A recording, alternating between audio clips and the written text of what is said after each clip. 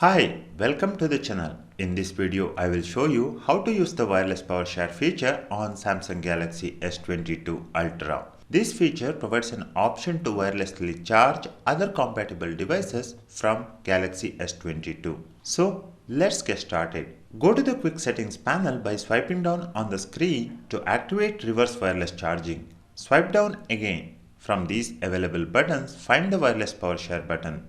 If it is not here, tap on this plus sign. Here, navigate and find the wireless power sharing button. Now, add the button to the quick panel by dragging it like this. Now, press done. You will find this wireless power share in the quick settings menu.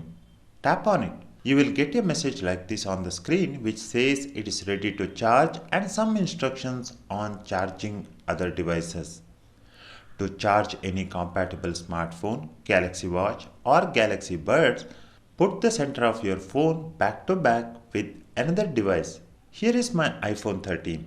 Let me place it over Galaxy S22 Ultra. As you can see, it started charging the phone. Same way, you can charge other devices. For this video, that's it on how to use Samsung S22 Ultra as a wireless charger for other compatible devices. Thank you for watching this video. Please hit the like button if you find this video helpful.